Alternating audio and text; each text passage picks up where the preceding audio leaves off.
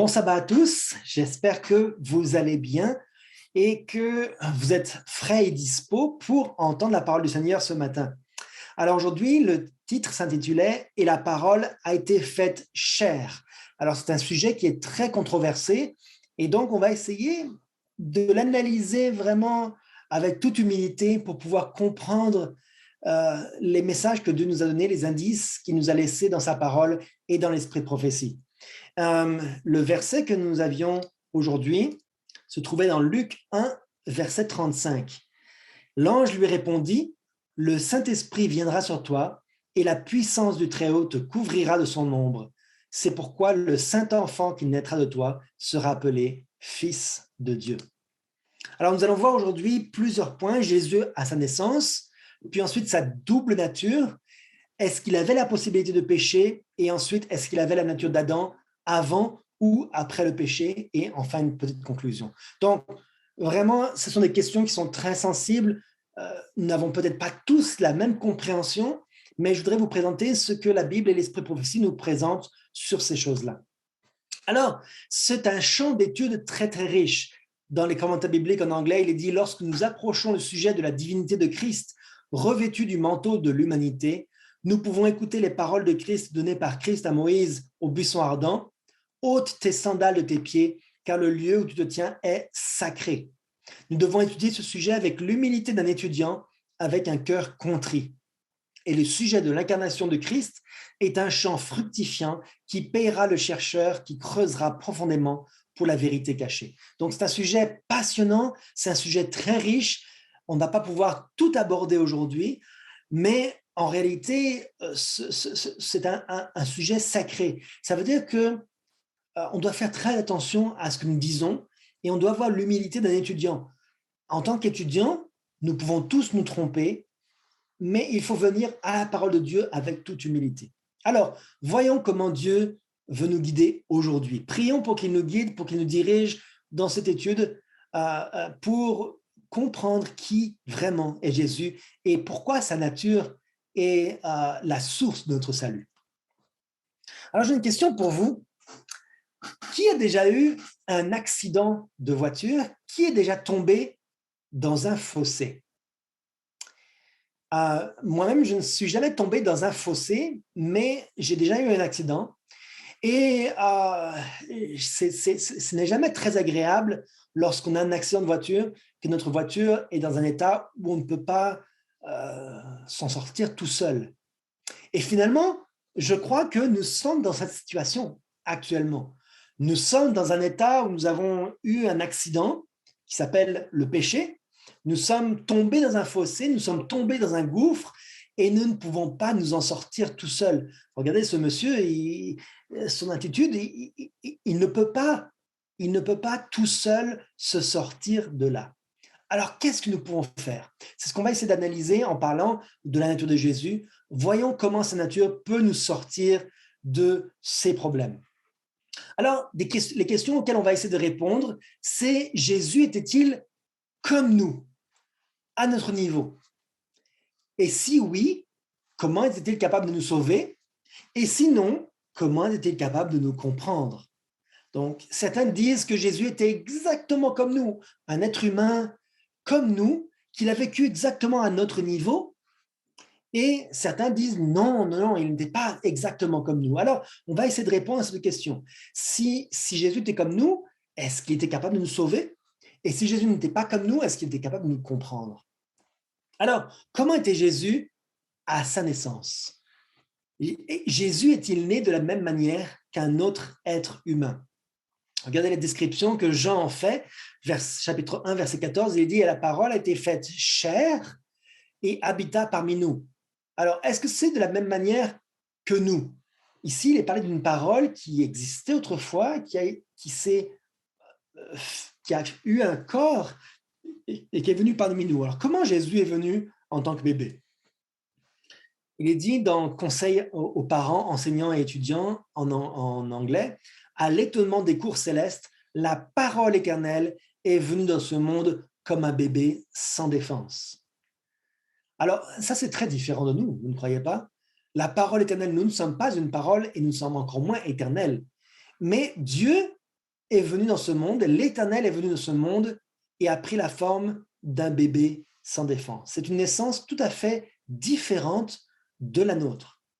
Marie, la mère de Jésus, était écrit dans Ésaïe 7, verset 14, il était prophétisé, c'est pourquoi le Seigneur lui-même vous donnera un signe, voici la jeune fille, ou en hébreu, Alma, ce qui veut dire la Vierge, et en anglais et dans d'autres langues, la Vierge deviendra enceinte, elle enfantera un fils et elle lui donnera le nom d'Emmanuel. Donc, de cette manière-là aussi, on peut comprendre que c'était une naissance tout à fait particulière. Jamais dans l'histoire de l'humanité, une vierge n'a pu donner naissance à un enfant sans qu'il y ait de père physique. Jésus n'est donc pas né comme nous. Regardez dans Luc 1, verset 35, il est dit, l'ange lui répondit, le Saint-Esprit viendra sur toi et la puissance du Très-Haut te couvrira de son ombre. C'est pourquoi le Saint-Enfant qui naîtra de toi sera appelé Fils de Dieu. Donc le bébé, avant même sa naissance et lors de sa naissance, était déjà appelé le Saint-Enfant. Nous ne sommes pas saints. Je n'ai pas le verset ici, mais dans les psaumes, vous savez que David dit qu'il a été conçu dans le péché, que nous sommes pécheurs de naissance. Depuis notre naissance, nous ne sommes pas appelés saints. Mais Jésus, cependant, était saint depuis sa naissance. Alors, il y a une certaine différence entre la naissance de Jésus et notre naissance à nous. Depuis le départ, on voit il n'est pas tout à fait égal à nous. Dans Matthieu 1, verset 20, il est dit, car l'enfant qu'elle a conçu vient du Saint-Esprit. Nos parents, même si nous espérons qu'ils étaient inspirés du Saint-Esprit, ils ne nous ont pas conçus grâce au Saint-Esprit. Nous avons une vraie différence depuis notre naissance avec Jésus. Et non seulement la naissance, mais depuis son enfance. Regardez dans Jésus-Christ, à la page 71, il est dit « Jésus aimait ses frères et leur témoignait une bonté inlassable, mais ils étaient envieux et manifestaient ouvertement leur incrédulité et leur mépris. Ils ne comprenaient rien à sa conduite. Ils voyaient en lui de grandes contradictions. Il était à la fois le divin Fils de Dieu et un enfant sans défense. Les frères de Jésus ne le comprenaient pas parce qu'il ne leur ressemblait pas. » Donc Jésus n'était pas pareil à ses frères. Même s'il avait la même mère, même s'il avait en partie les mêmes gènes, il n'était pas identique à ses frères au niveau du caractère. Il était le divin Fils de Dieu. La semaine dernière, pour ceux qui ont manqué l'étude, vous pouvez le revoir sur YouTube, mais la semaine dernière, nous parlions du fait que Jésus était Dieu. Et Jésus est Dieu. Et donc, lorsqu'il était sur la terre, il était en même temps Dieu et en même temps un enfant sans défense. Donc, nous ne sommes pas comme ça.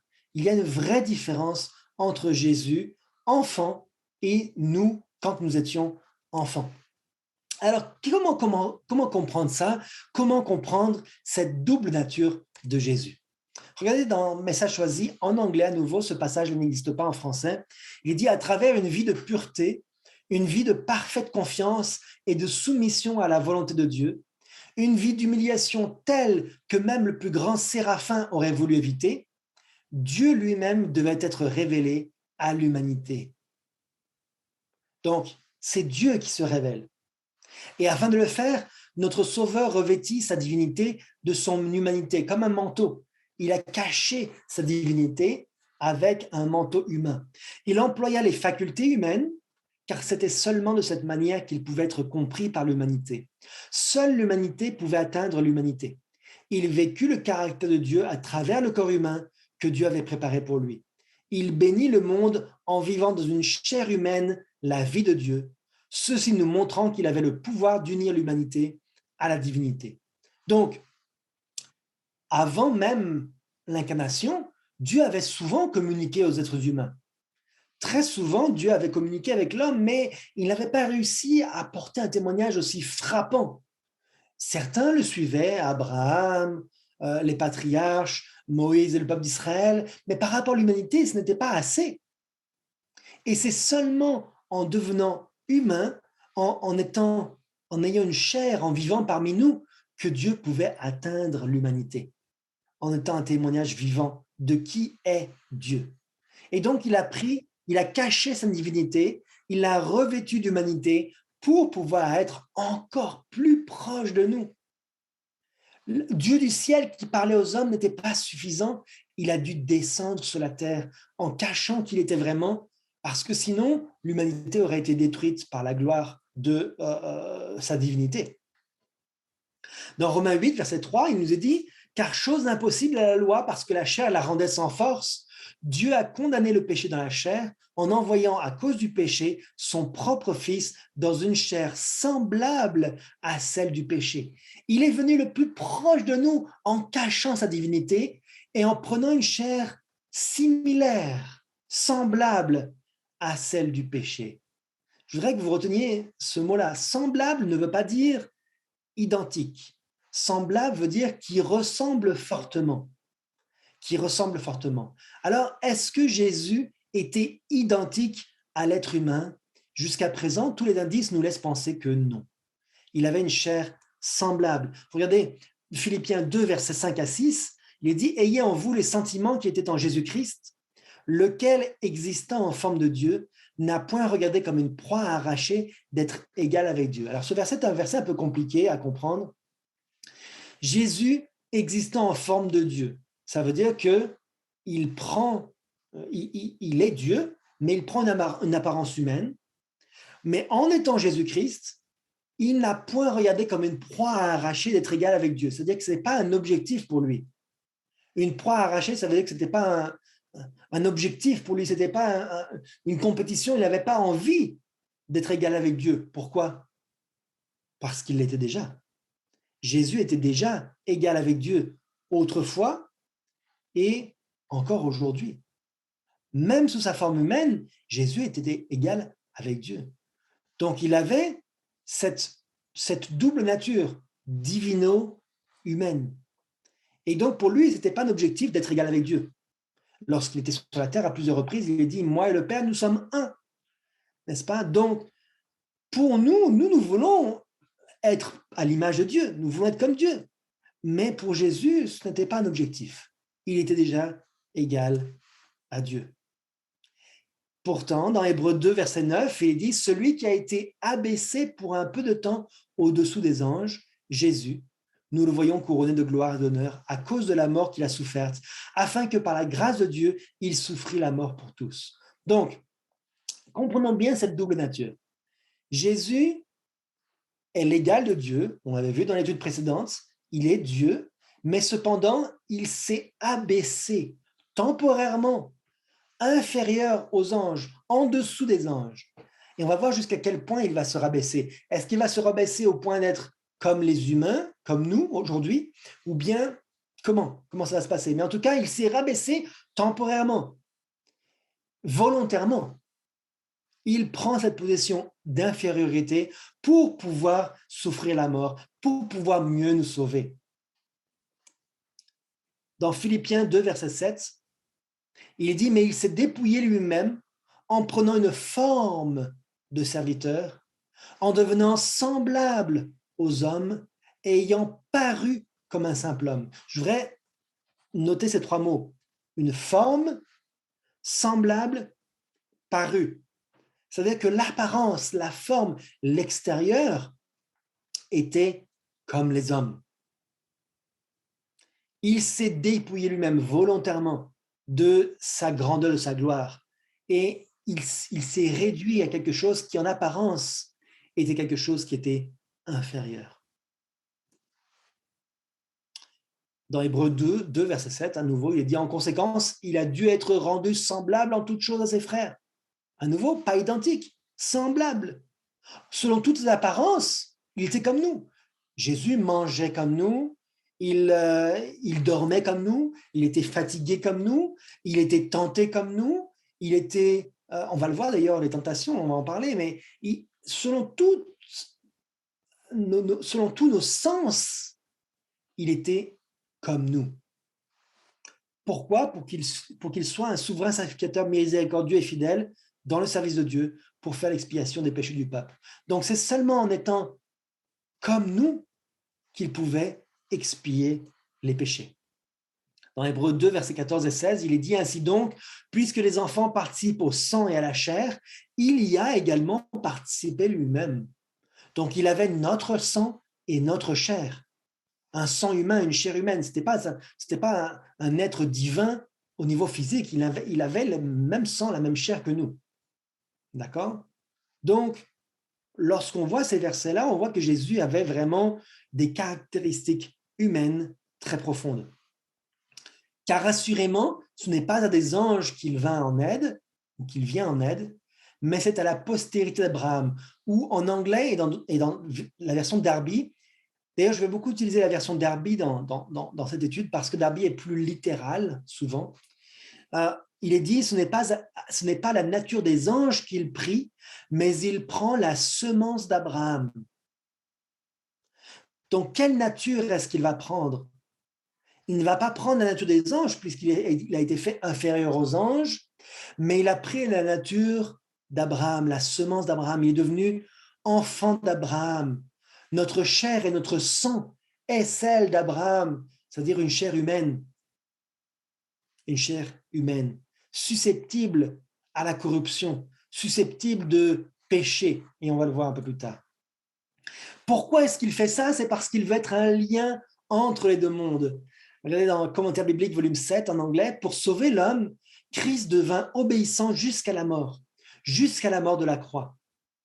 L'humanité du Fils de Dieu est tout pour nous. C'est la chaîne d'or qui unit nos âmes avec Christ et à travers Christ à Dieu. Ceci devrait être notre sujet d'étude. Christ était un homme réel et il donna la preuve de son humiliation en devenant un homme. Et il était Dieu dans la chair. Comprenez cette dualité, Dieu dans la chair, mais aussi un homme réel. Et ça, c'est tout pour nous. C'est ça qui fait que un Dieu dans la chair qui vient sur la terre, c'est un chaînon, c'est une chaîne qui va relier le ciel à la terre, qui va relier nos caractères pécheurs à un Dieu qui n'est pas pécheur. C'est ça qui va être le chaînon manquant. C'est ça qui est la merveille de la dualité de la nature de Dieu. Voilà pourquoi c'est si important de comprendre qui est vraiment le vrai Dieu. Beaucoup d'adventistes, beaucoup de mouvements indépendants, beaucoup peut-être parmi notre propre Église ne comprennent pas l'importance de la nature de Jésus. C'est cette dualité qui fait qu'il est capable de nous sauver pleinement. Pleinement Dieu, pleinement homme. Alors, comment était l'extérieur visible de Jésus? Dans Signe des temps, du 24 septembre 1902, il est dit « Le Christ vit le danger qui menaçait l'homme et décida de le sauver par son propre sacrifice. Afin d'accomplir son dessein d'amour envers la race déchue, il est devenu os de nos os et chair de notre chair. » Il partage vraiment notre nature charnelle, son extérieur visible et même son corps à l'intérieur, les os c'est à l'intérieur, n'est-ce pas? Il était humain, il était charnel comme nous le sommes. Cependant, avait-il la possibilité de pécher? Était-il identique à nous sur ce point-là? Nous avons déjà lu ce texte d'introduction. Nous allons juste relire la première partie. Il est dit « Lorsque nous approchons le sujet de la divinité de Christ, revêtu du manteau de l'humanité. » Donc Christ est divin, revêtu du manteau de l'humanité. Mais alors, puisqu'il est revêtu de ce manteau et qu'à l'intérieur il est divin, peut-être qu'il n'était pas capable de pécher. Comment savoir? Comment pouvait-il vivre notre vie? Comment pouvait-il être tenté si il n'a pas cette tentation, si la tentation n'est pas aussi forte que la nôtre? Dans Jésus-Christ, à la page 98, il est dit « Certains prétendent que le Christ ne pouvait être vaincu par la tentation. Mais il n'aurait pu alors occuper la position d'Adam et remporter la victoire où Adam était tombé. Il ne serait plus capable de nous secourir si nous avions à soutenir des conflits plus redoutables que les siens. Non, notre Sauveur a revêtu notre humanité avec tous ses dangers Il a encouru la possibilité de céder à la tentation. Nous n'avons rien à supporter qu'il n'ait enduré lui-même. Alors, ce passage de Jésus-Christ, c'est un passage qui est traduit directement, littéralement de l'anglais. Dans la version française, le passage n'est pas aussi clair que dans la version anglaise. Et je l'ai traduit, pourquoi? Parce qu'il est très clair ici que Jésus était comme Adam et qu'il a remporté la victoire là où Adam est tombé. Alors, on va voir tout à l'heure, on va voir s'il était comme Adam avant le péché ou après le péché. Mais en tout cas, la tentation et la possibilité de pécher étaient là. Notre Sauveur a eu la possibilité de céder à la tentation. Il n'était pas incapable de pécher comme Dieu pourrait l'être, comme on pourrait le penser. Non, il avait la possibilité de pécher. Quand j'ai compris ça pour la première fois, j'étais déjà jeune adulte. La première fois où j'ai compris que Jésus avait la possibilité de pécher, j'ai pensé, mais que se serait-il passé alors si Jésus avait vraiment péché? Qu'est-ce qui se serait passé? Que serait-il passé si Jésus avait péché et s'il avait échoué dans sa mission de sauver l'humanité? Non seulement l'humanité aurait été complètement déchue et complètement irrécupérable, mais aussi si Dieu pêche, alors qui est-ce qui a la victoire? C'est Satan. Et si Satan a la victoire, alors ça veut dire que Dieu n'est plus Dieu. Et si Satan a la victoire, qu'est-ce qui va se passer instantanément? Puisque Dieu tient les mondes dans ses mains. Satan ne peut pas faire cela. Dieu cesserait d'être Dieu. Satan serait le dirigeant des mondes, de l'humanité. Mais est-ce que c'est possible, ça? Ça serait le chaos, ça serait l'anarchie, ça serait la destruction, ça serait la disparition de l'univers. Si Jésus avait péché, l'univers entier aurait pu être détruit. Ça, c'est ce que j'ai compris, en tout cas. Peut-être que je me trompe, mais c'est comme ça que je le comprends. Ça veut dire que Dieu a tout risqué. C'est pas juste Jésus qui a risqué sa peau. C'est l'éternité, c'est l'humanité, c'est l'univers, c'est tous les mondes qui n'avaient pas péché, c'est tout qui a été mis dans la balance. C'est comme on appelle, au poker, on appelle ça faire tapis. Il a tout mis en jeu. Sur le tapis, il a tout mis pour sauver l'homme. Tout était en jeu. À quel point l'amour de Dieu est grand. Commentaire biblique, volume 5, il est dit, s'il n'y a pas de possibilité de céder, la tentation n'est pas une tentation. On résiste à la tentation lorsque l'homme est puissamment influencé pour faire une mauvaise action et que, sachant qu'il peut le faire, il résiste par la foi en s'appuyant fermement sur la puissance divine. C'est l'épreuve par laquelle le Christ est passé. Il n'aurait pas pu être tenté en tout point comme l'homme l'est s'il n'y avait eu aucune possibilité qu'il échoue. Il était un agent libre, mis à l'épreuve, comme Adam et comme tout homme. Donc, comme Adam, il a eu la possibilité de chuter, et comme Adam, il a été mis à l'épreuve. En tant que second Adam, il est dit, s'il n'avait pas eu la nature de l'homme, il n'aurait pas pu être notre exemple. Donc, il était humain. Un peu plus loin, il est dit, c'est une réalité solennelle lorsque le Christ soit venu livrer les batailles en tant qu'homme au nom de l'homme. Mais quel homme? L'homme avant le péché ou l'homme après le péché? Parce qu'il est dit, sa tentation et sa victoire nous disent que l'humanité doit copier le modèle, l'homme doit devenir un participant de la nature divine. Donc, pour que l'homme devienne participant de la nature divine, il faut vraiment comprendre quel Adam est-ce qu'il était. Jésus était pleinement humain. S'il n'avait pas été pleinement humain, le Christ n'aurait pas pu être notre substitut. Il n'aurait pas pu réaliser dans son humanité cette perfection de caractère que tous ont le privilège d'atteindre. Dans son humanité, il s'est emparé de la divinité de Dieu, ce que tout membre de la famille humaine a le privilège de faire. Le Christ n'a rien fait que la nature humaine ne puisse faire si, et seulement si, elle participe à la nature divine. Je ne suis pas comme Christ aujourd'hui. Parce qu'aujourd'hui, je ne suis pas né comme Jésus est né. Parce qu'aujourd'hui, je suis pécheur. Cependant, je peux être comme le Christ si je participe à la nature divine. Nous pouvons avoir la même victoire. Regardez dans Corinthiens 10, verset 13. Aucune tentation ne vous est survenue qui n'ait été une tentation humaine. Et Dieu qui est fidèle, qui ne permettra pas que vous soyez tentés au-delà de vos forces, ou bien en version d'Arby, au-delà de ce que vous pouvez supporter.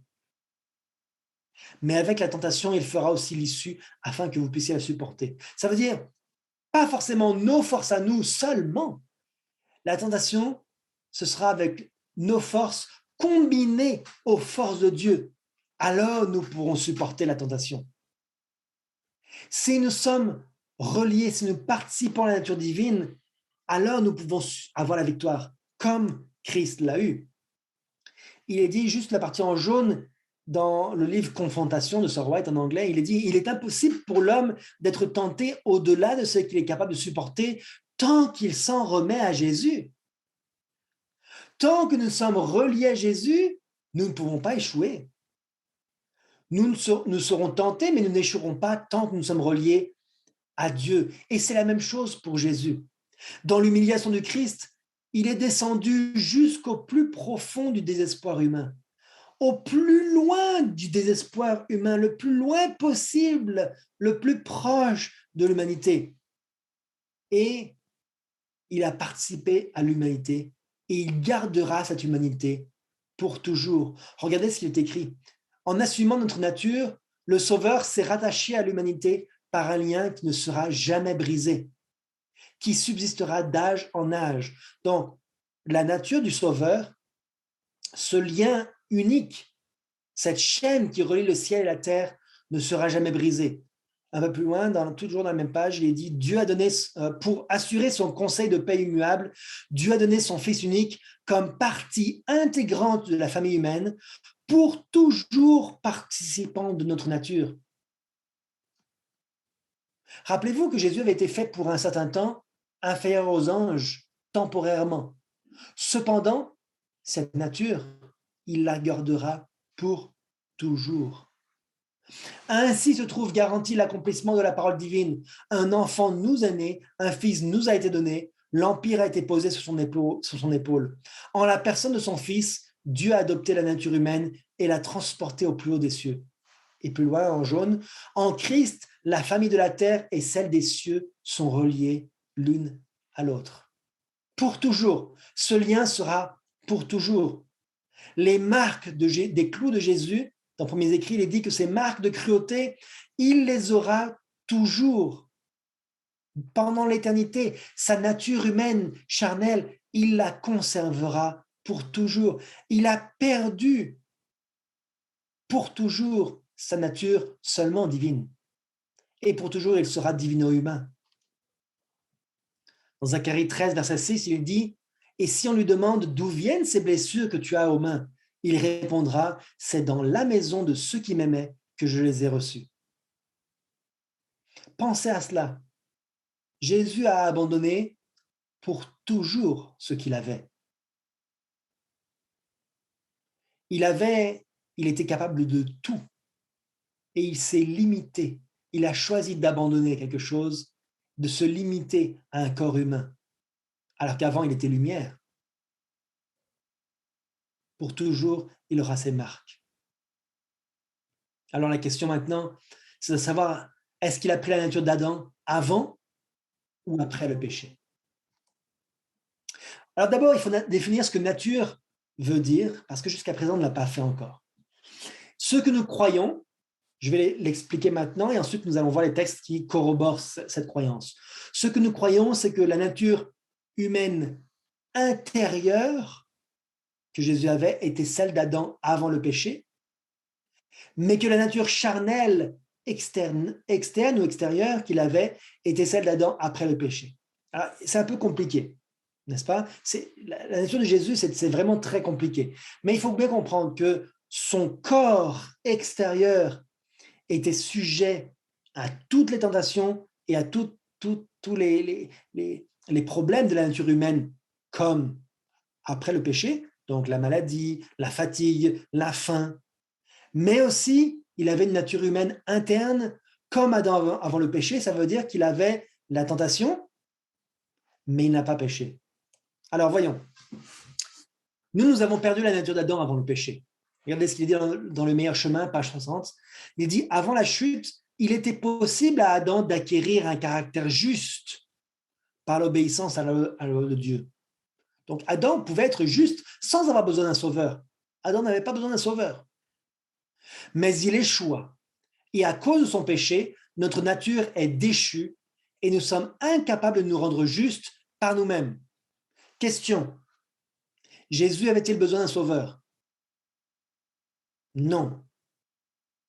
Jésus avait un caractère juste. Il n'avait besoin de personne pour être juste. Il était juste par lui-même. Dans Luc 1, verset 35, il dit « Et l'ange répondant lui dit, l'Esprit Saint viendra sur toi et la puissance du Très-Haut te couvrira de son ombre. C'est pourquoi aussi la sainte chose qui naîtra sera appelée Fils de Dieu. » Jésus n'avait aucune propension au péché. Cela veut dire qu'il n'avait aucune, dans sa nature humaine, il n'avait aucune attirance vers le péché. Il était saint de naissance. Aucune propension, ça veut dire aucun péché, aucune envie de péché. Comme Adam. Il avait la possibilité, Adam avant le péché, il avait la possibilité de pécher, mais il n'était pas attiré par cela. Il était neutre face au péché. Dans Hébreux 7, versets 24 et 27, version Darby, mais celui-ci, parce qu'il demeure éternellement à la sacrificature qui ne se transmet pas, donc Jésus. De là vient aussi qu'il peut sauver entièrement ceux qui s'approchent de Dieu par lui, étant toujours vivant pour intercéder pour eux. Car un tel souverain sacrificateur nous convenait, saint, innocent, sans souillure, séparé des pécheurs et élevé plus haut que les cieux. Donc Jésus était très proche de nous, cependant séparé. Le plus proche possible, cependant, il y avait une certaine distance. Il n'était pas identique aux pécheurs. Il était séparé des pécheurs parce qu'il était sans souillure. Il n'était pas identique à nous dans notre nature pécheresse. Le corps de Jésus, bien sûr, était celui d'un agneau sans défaut et sans tache, on le sait, mais est-ce que vraiment qu'est-ce que ça veut dire ça, que Jésus était comme un agneau sans défaut et sans tache? Ça veut dire sans aucun défaut physique. Dans Jésus-Christ, il dit qu'il n'avait aucune difformité physique. Au physique, il était sans défaut. Au point de vue physique, comme au point de vue spirituel, il était sans défaut. Cependant, il est dit dans Commentaire biblique, volume 4, pensez à l'humiliation de Christ. Il prit celui de la nature humaine déchue, souffrante, dégradée et abîmée par le péché. Alors de quelle nature humaine ici on parle? On parle de la nature humaine déchue, d'accord? Mais de quelle nature humaine? De quelle nature? De son corps. C'est son corps qui était un corps abîmé par le péché, dégradé, souffrant. Comme il n'était pas comme Adam avant le péché au niveau physique, puisqu'il ne faisait pas 3 mètres de haut, il n'était pas, peut-être qu'il avait des cheveux blancs, peut-être qu'il avait de la barbe blanche, comme nous qui sont abîmés par le péché, peut-être qu'il avait des maladies à cause de la souffrance du péché. D'accord? Donc, lorsqu'il est parlé de la nature humaine déchue, c'est sa nature corporelle. Il prit nos souffrances portant notre honte et notre culpabilité. Il endoura toutes les tentations auxquelles l'homme est soumis. Il unit l'humanité avec la divinité. Un esprit divin habita dans un temple de chair. Donc sa chair était corrompue, ou plutôt pas corrompue, mais sujet à la corruption. Il s'unit lui-même avec ce temple. La parole a été faite chair et habitait dans un temple de chair parce qu'en le faisant, il pouvait s'associer avec les fils et les filles pécheurs d'Adam. Donc voilà comment on comprend. Sa nature corporelle et charnelle était celle après le péché, puisqu'elle était abîmée par le péché. Cependant, sa nature interne était divine avant le péché. Même dans son imperfection, il était bien supérieur à nous. Dans Témoignage volume 1 en anglais, il est dit « Celui qui a pu prendre le Fils de Dieu, rendu un peu inférieur aux anges, et le placer sur le sommet du temple, et l'emmener sur une très haute montagne pour présenter devant lui les royaumes du monde, peut exercer sa puissance sur la famille humaine. qui est bien inférieur en force et en sagesse au Fils de Dieu, même après qu'il ait pris la nature de l'homme. Donc même après l'incarnation, nous sommes bien inférieurs au Fils de Dieu. Voilà pourquoi Satan a le pouvoir sur nous alors qu'il n'a pas le pouvoir sur Dieu, sur Jésus. Nous sommes bien inférieurs à Jésus, même durant son incarnation. Il n'est pas identique à nous. Il n'est pas exactement comme nous.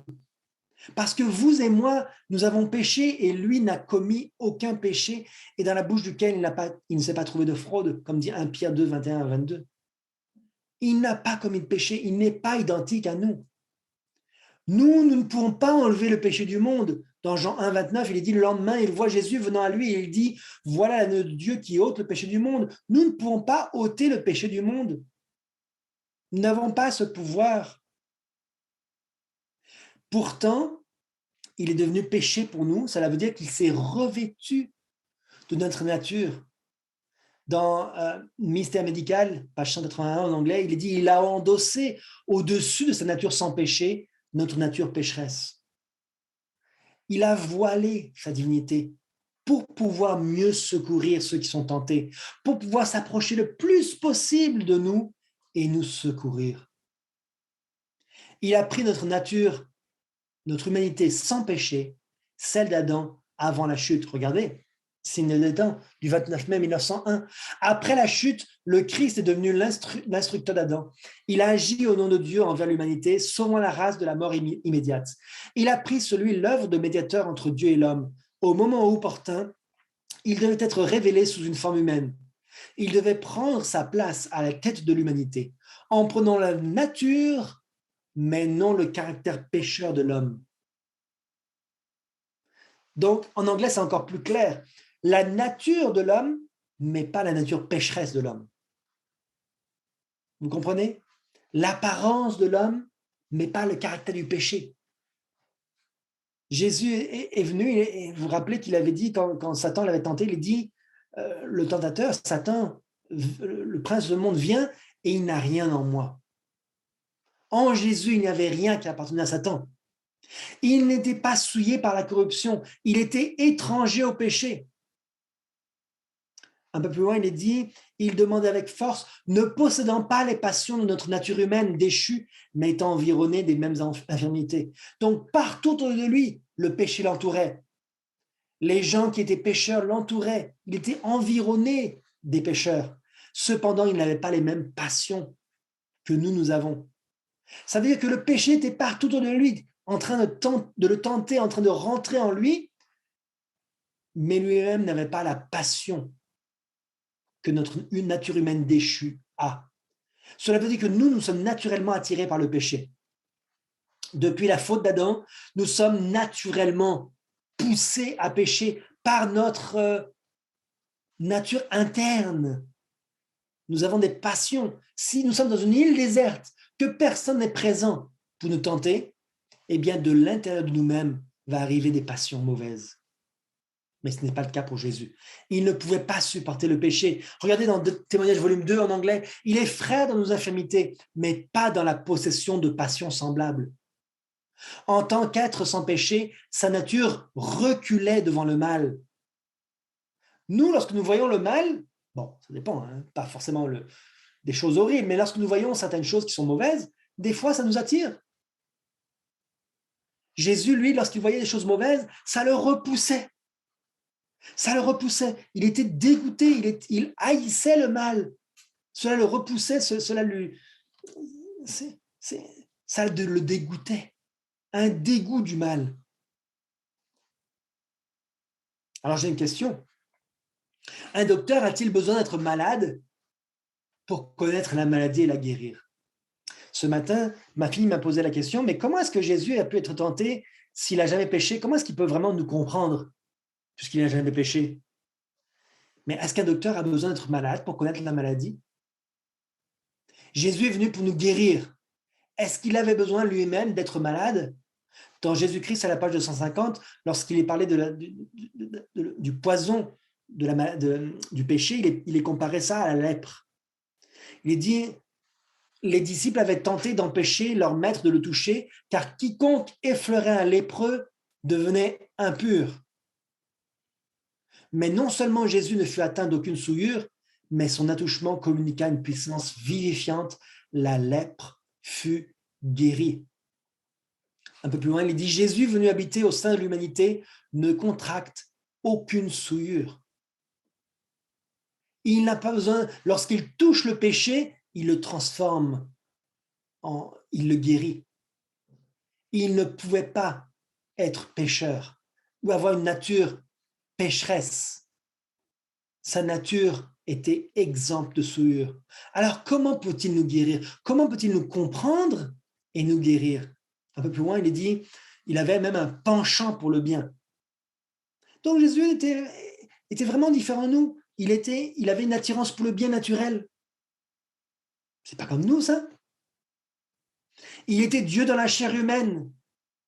Lorsque ses compagnons le pressaient de faire le mal, la divinité jaillissait à travers l'humanité et il refusait catégoriquement. Et en un instant, il distinguait le bien du mal. Il était très différent de nous. Chaque péché, chaque discorde, chaque désir souillé que la transgression avait apporté était une torture pour son esprit. Un peu plus loin, il est dit, dans Commentaire biblique volume 7, bien qu'il soit exempt de la tâche du péché, les sensibilités raffinées de sa sainte nature lui rendaient le contact avec le mal indiciblement douloureux. Il n'avait pas la tâche originelle du péché. Il n'avait pas la nature d'Adam après le péché, au niveau intérieur. Dans Jean 14, verset 30, « Je ne parlerai plus guère avec vous, car le prince du monde vient, il n'a rien en moi. » Donc, il était différent. Nous, il est dit, les tentations extérieures trouvent une corde de résonance dans le cœur. C'est-à-dire que nous, lorsque le péché arrive, le péché résonne et il résonne à la même fréquence que le péché qui est dans notre cœur. Et donc, les deux se mettent en résonance et cela fonctionne sur la même fréquence. Nous avons du péché en nous. Jésus, non. Alors, en conclusion, nous n'avons pas exactement les mêmes privilèges que Jésus. Mais comment alors est-ce que Jésus peut nous sauver?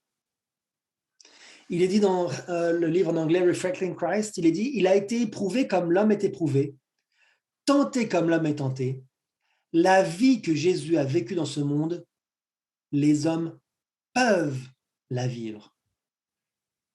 Donc, il n'est pas comme nous maintenant. Cela veut dire que nous ne sommes pas comme Jésus maintenant, mais nous pouvons le devenir. Jésus n'est pas venu pour devenir un être humain pécheur pour pouvoir nous aider. Il est venu le plus près possible de nous pour nous élever à son niveau. Comprenez-vous? Il n'est pas venu dans la boue du péché pour nous en tirer. Il est venu aussi proche que possible du pécheur pour ensuite lui tendre la main et le sortir de la boue. Il est venu élever l'humanité. Jésus a regardé le monde dans son état déchu avec une infinie piété. Il a pris celui, l'humanité, pour la toucher et l'élever. Il est venu chercher et sauver ceux qui étaient perdus.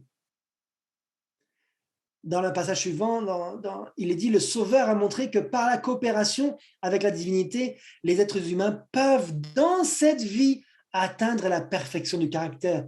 Nous ne sommes pas actuellement parfaits, mais Jésus vient nous tirer de notre péché pour devenir parfait. C'est ça qu'il nous montre. Voilà comment il peut être un exemple, parce qu'il nous tire de cet état de péché. Il dit tout ce que l'homme pouvait endurer dans le conflit avec Satan, le Christ l'a enduré dans sa nature humaine et divine combinée. Obéissant, sans péché jusqu'au bout, il est mort pour l'homme, son substitut et sa caution, endurant tout ce que les hommes peuvent endurer de la part du tentateur trompeur, afin que l'homme puisse vaincre en participant à la nature divine. Donc, on peut avoir la victoire parce que nous participons à la nature divine. Qu'est-ce que ça veut dire, ça, participer à la nature divine? Qu'est-ce que c'est? Jésus était divin, il a revêtu l'humanité, il a eu la victoire. Nous sommes humains, donc nous pouvons prendre notre humanité, nous revêtir de la divinité, cela veut dire être participant de la nature divine, et avoir la victoire. Comprenez-vous l'opération que Dieu veut? C'est pour ça qu'il est ce lien. Il veut nous prendre dans notre misère et il veut nous revêtir de cette divinité. Il veut nous donner son vêtement blanc de justice. Et c'est seulement comme ça que nous pouvons avoir la victoire. C'est pas en étant un être humain comme Adam après le péché, comme nous, dans le même état de péché que nous pouvons avoir la victoire. C'est aussi proche que possible de l'humanité pour pouvoir mieux la sauver. Alors revenons au passage de Un message choisi, volume 1.